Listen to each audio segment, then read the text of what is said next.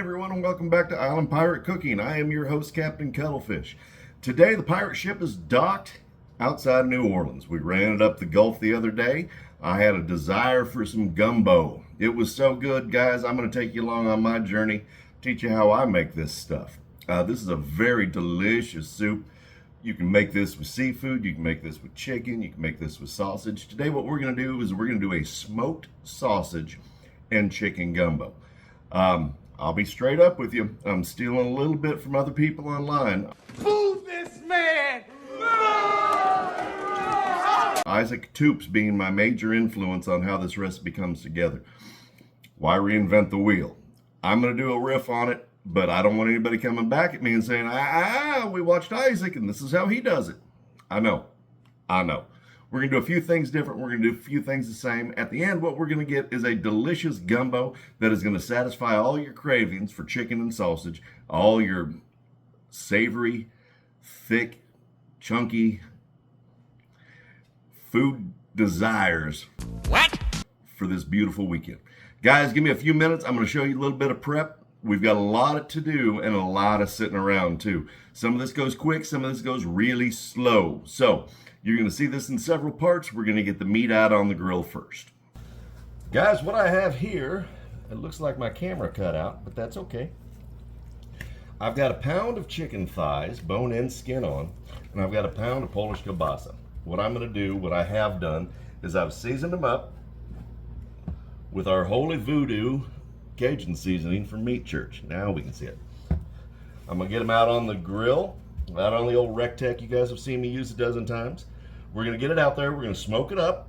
We're going to get these to about 160 degrees internal and this about to 145, 150 degrees internal. Now, if you don't have a smoker, that's fine. You can do this on the skillet. You can do this under the broiler. You can do it in an air fryer. I haven't tried this on the air fryer, so I can't guarantee results. What I used to like to do is cut up the sausage into small coins. Get a little bit of char on the outside, get it cooked all the way through, and then get that into the gumbo. Same thing for the chicken. You guys can throw this under a broiler. What you want to do, though, is you want to leave the skin on, get that seasoned up nice, and you want to get a little bit of char and cooked almost all the way through. That's going to make a huge difference to the flavor of your gumbo at the end. If you don't like Meat Church, if you don't like Cajun seasoning, I understand, I get it. I'm not proud of you, but I get it. What I would recommend is salt, pepper, a little bit of garlic. Again, same cooking methods. All right, you guys have seen me smoke meat 100 times. I'm going to get this out on the smoker, get that going, and I'll be back in to show you some of the rest of the prep. All right, guys, welcome back. While the meat's outside cooking, we're going to get to our second stage of our prep, which is getting the vegetables ready. Vegetables, that's a fun word. So what I'm going to do, and a lot of you are going to give me grief about this, I know, that's fine. I'm going to roughly chop these. What we have is we have the Cajun Holy Trinity. We've got celery, onion, and green pepper. I'm going to add in some garlic. I'm going to add in one delicious jalapeno.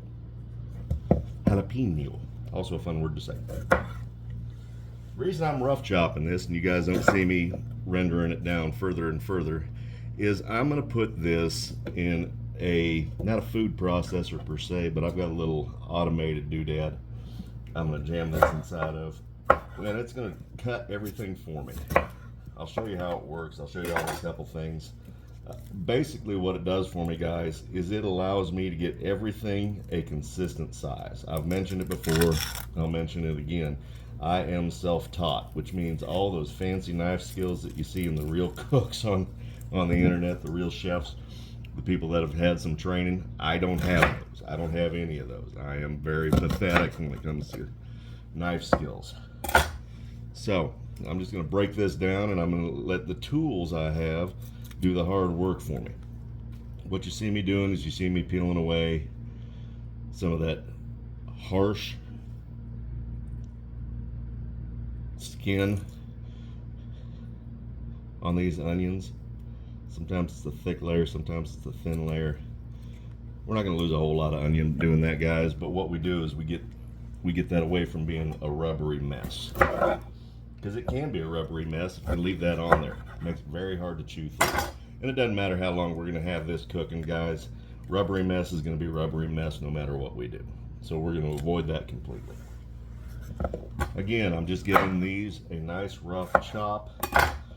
These were a little older at the old ship store, so one of the things I'm going to do is I'm going to make sure that any of the larger bits of nasty end up in the pile over there instead of in our gumbo. There's 100 ways to do vegetables, guys. I have found I am a lot more precise if I just chop these things and then tear them by hand. It works out for me. If it doesn't work out for you, if you have phenomenal knife skills and want to suggest videos for me to watch or a training class to go to, or want to suggest I'm just going to end up mangling myself no matter what I do and I should probably get a sous chef, any of those options are available. I'll take any and all critical comments. I'll take any and all helpful comments. I may not respond to them. I may not pay attention to them, but I'll take them. Alright, a little more cleaning up to do. You guys will notice I'm just tossing this over on my counter. That's okay. I live alone, which means I can come back and clean my own kitchen. I've given the maid the decade off.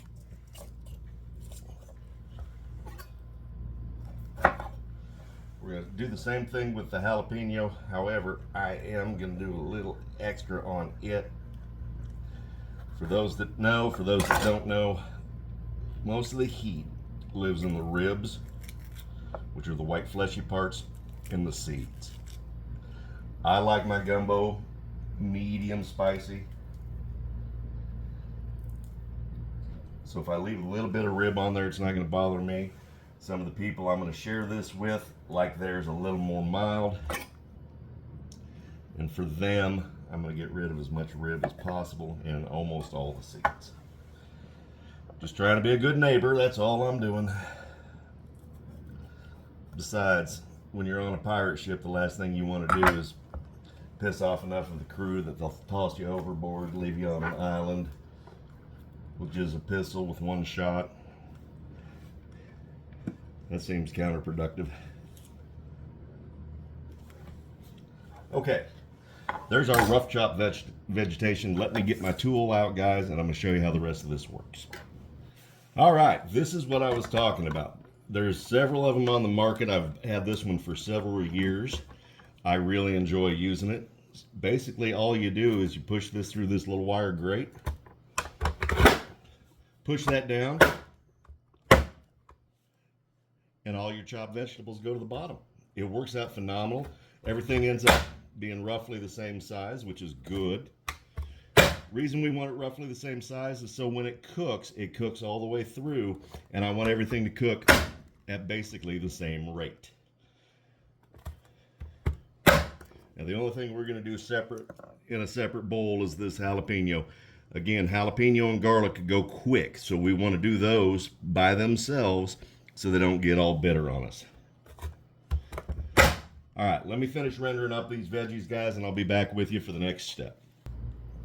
Okay, guys, I'm back, and all of our vegetation is broken down. In here we have our onion, our celery, our green bell pepper. We have our jalapeno. We have our garlic. Now, some of you may be asking, why, Captain Cuttlefish, are we doing all the prep when it's a long cooked soup and we could have done this halfway through? Well, the next step in our process, guys, is we're going to make that roux. Roux is flour and oil, and it's the thing that makes Cajun cooking so amazing. If you've never made a roux, well, it's easy and it's tricky all at the same time. That doesn't make sense. Come along with me, I'm going to show you how. But what happens is once we get that roux going and it gets to the color we want, we are not going to have a lot of time, because it goes from it's just perfect to holy crap, it's burnt, and we don't want that. It's kind of like an avocado. It's not ripe, it's not ripe, it's not ripe, it's good. 5 minutes later, it's not good anymore. So, give me a minute, let me get set up over on the stove top, and we'll get our roux going. Okay guys, welcome back. Here's what we've got going on. I have about a 1/4 cup of good vegetable oil, a nice high smoke point, in the pot. It's been heating up at medium heat for about 10 minutes, and what we're going to do now is we're going to get this flour into it and start making our roux. Ah, hear that sizzle? That's how you can tell that the oil was ready for the flour. Now the problem with making a roux is, as I mentioned earlier, it goes from almost cooked to all the way perfect to holy crap, that's too much in a hot minute. So what's going to happen is, as I get this oil incorporated and it kind of slowly fries the flour, we'll get rid of all that raw flour taste, all the oil will become incorporated, and it's going to come up to a nice heat for us. Now it's going to get hot. So while I do this, we're going to go, if this looks too much like dough, we're going to add a little more oil. So we're not making biscuits, we're making a roux.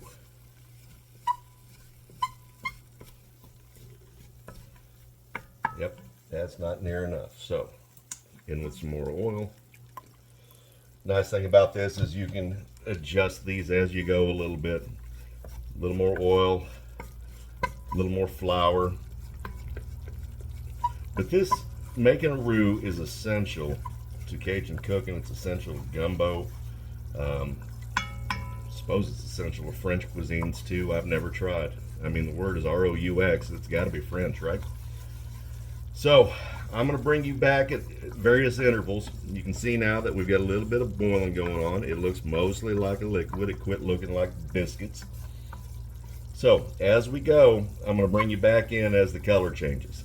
It's going to take me a good bit of time, and I'm going to stir the entire time because I don't want to stick it and I don't want it burning.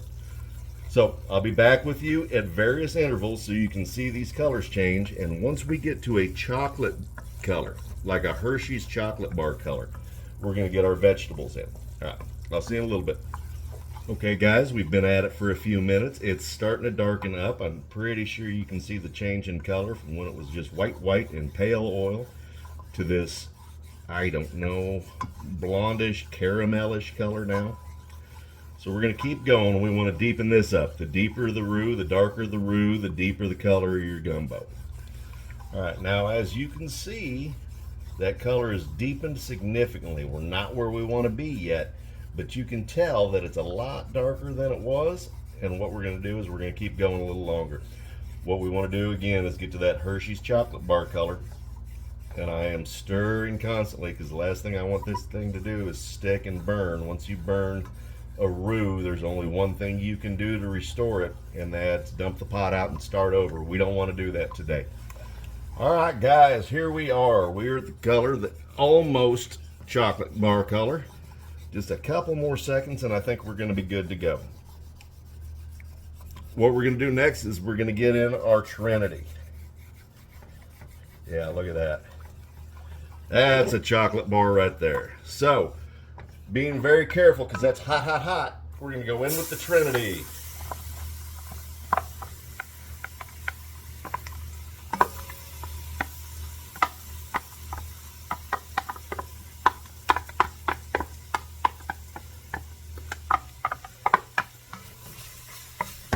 Get this all mixed up good in with that roux. It's going to pick up that flour and that oil. It's going to start sweating the veg. We're going to get some amazing flavor. Guys, I wish you were here to smell this. This is already just phenomenal. We're going to let these vegetables cook down a little bit. Get a little salt in there, help draw out some of the moisture. And now that we're not worried about burning the roux, I can take a little bit of break on my wrist and not stir quite so hard, quite so often. We're going to let the vegetables start to sweat down a minute or two. Then we're going to get in our jalapeno and our garlic. Okay, so our vegetables are got some good color on them. They're all nice and soft. So now we're going to go in with our garlic.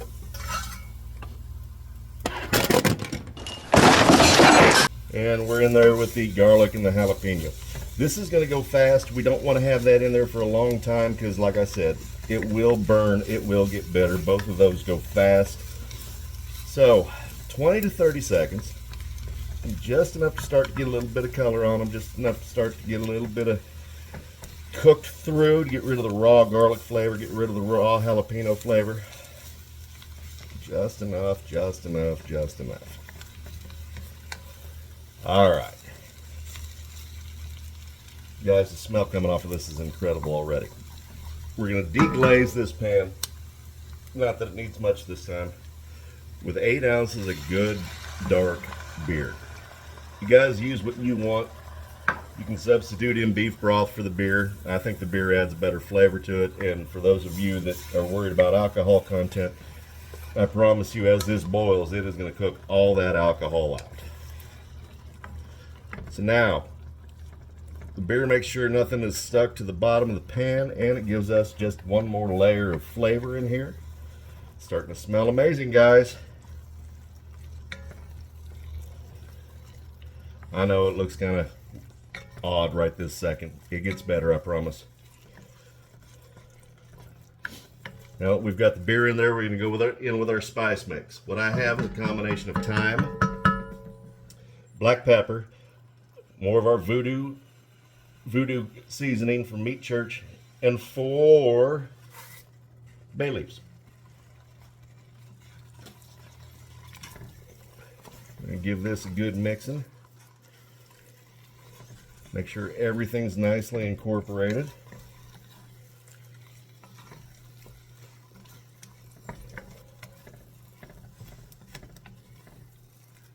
There we go. Get a little bit of heat on the seasonings, get a little bit of flavor in everything.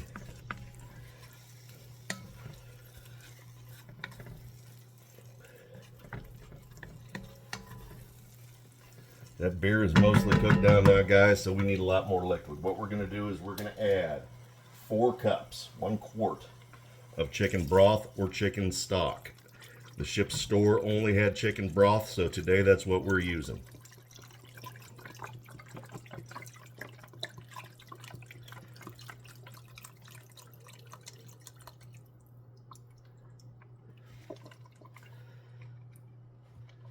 All right. Now what's going to happen is we're going to bring this back to a boil, and then we're going to drop it to a low simmer and cover it. Once that meat comes off the grill, we're going to get the chicken thighs in there whole. We're going to cut up that sausage, and we're going to get in there. And then this is going to cook over medium-low heat, bare simmer, just enough to keep everything going, for about, 3 hours. Nothing fast about making a good gumbo. You can make them fast, you can use them out of a kit, but nothing beats it when you take the time and effort to turn this into something delicious. So, I'm going to wait for this to come up to a boil. I'm going to get the lid on it, and then I'll have you guys join me again when it's ready to add that protein. Alright guys, this is starting to smell fantastic. So what we're going to do is we're going to get our protein in. I turned down the heat just a little bit more, because we don't want to have this cook too fast and overcook. Here is that beautiful smoked chicken thigh. These are going to go in just like that. We're going to put them in whole. We're going to let those finish their cook inside the gumbo. We don't want to lose any of these drippings. That's just flavor on the hoof right there, baby. Now there's that beautiful smoked sausage. I'm going to get this cut into small coins. We're going to get that in there too. All right, guys. Here's that smoked kielbasa. Now we are going to perform the hardest part of cooking gumbo.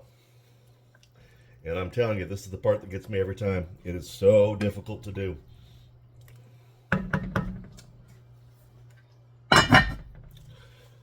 We're going to wait. We're going to wait about 2.5, 3 more hours, guys. And we're going to check. We're going to stir periodically, making sure everything's cooking correctly, everything's coming together the way we want it. I'll sample it a few times, make sure the seasonings are on point, make sure they're exactly where I want them to be. If they're not spicy enough, what I'll do is I'll amp it up with a little bit of hot sauce, but I think, just from the flavor of that sausage, I think we're going to be dead on. All right, guys, I'm not going to make you watch this thing just sit here and cook with the lid on. That's boring as anything. So I will take care of it. I'll watch all of this, and then I'll be back with you when it's time to serve this up. All right, guys, we're getting somewhere. Take a look at this. It's simmering just a little hotter than I want it to, so I'm going to turn that heat down just a touch. The chicken's in there. It's looking delicious. The sausage is in there. It's looking delicious. What I'll do here in a bit is I'll pull the chicken out, get rid of that skin. We don't want that in there. I'll pull it off the bone. I'll shred it up a little bit, and I'll get it back in the pot to finish this out. Okay, guys, here we go. I told you I was going to get that chicken all nice and shredded up, chopped up. We got rid of the bones. We got rid of the skin. Now all we've got is that beautiful seasoned smoked chicken thigh meat.